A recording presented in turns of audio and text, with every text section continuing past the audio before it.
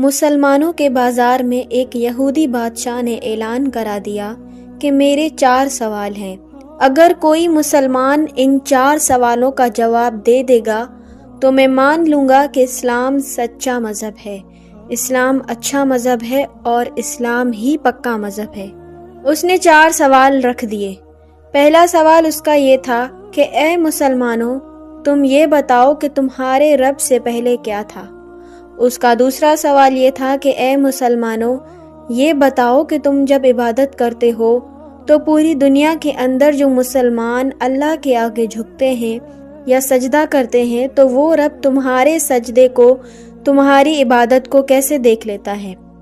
اس کا تیسرا سوال یہ تھا کہ اے مسلمانوں، یہ بتاؤ تمہارے رب کا چہرہ کدھر کو ہے، اس کا رخ کس طرف ہے۔ اس کا چوتھا سوال یہ تھا کہ اے مسلمانوں، یہ بتاؤ کہ تمہارا رب اس وقت کیا کر رہا ہے۔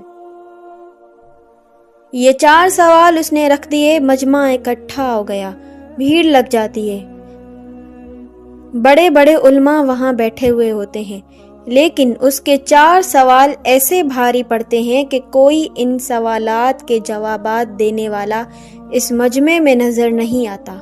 اس یہودی نے جو سوالات رکھ دیے تھے، مجمع میں خاموشی طاری ہو گئی، لیکن اسی درمیان مدرسے کی چھٹی ہو جاتی ہے اور بچے مدرسے سے سبق حاصل کر کے اپنے اپنے گھروں کی طرف جا رہے تھے۔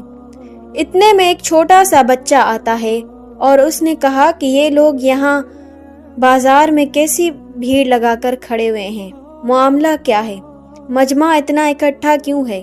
لوگوں نے کہا کہ یہاں ایک یہودی نے 4 سوال کیے ہیں اور وہ مسلمانوں سے کیے ہیں۔ وہ کہتا ہے کہ اگر کوئی مسلمان ان سوالات کے جوابات دے دے تو میں مان لوں گا کہ اسلام سچا مذہب ہے، لیکن اس کے سوالات کا جوابات دینے والا کوئی نہیں۔ یہاں مجمع میں کوئی نظر ہی نہیں آ رہا جو جواب دے پائے۔ بچہ مجمع کو چیرتا ہوا آگے جانے لگا۔ بچے نے کہا کہ میں اس کے سوالوں کا جواب دوں گا۔ لوگوں نے کہا کہ بڑے بڑے علماء یہاں بیٹھے ہوئے ہیں، تیری کیا اوقات یا تیری کیا حیثیت کہ تو یہودی کے سوالوں کا جواب دے گا۔ بچہ مجمع کو چیرتا ہوا، محنت کرتا ہوا آگے جاتا ہے اور اسی یہودی کے سامنے جا کے کھڑا ہو جاتا ہے جو اونچی طاقتیں لگا کے بیٹھا ہوا تھا۔ یہودی سے بچے نے کہا، یہودی تو اپنے سوال بتا، میں تیرے سوالوں کا جواب دوں گا۔ یہودی ہنسنے لگا اور کہنے لگا، اتنے بڑے بڑے علماء یہاں تشریف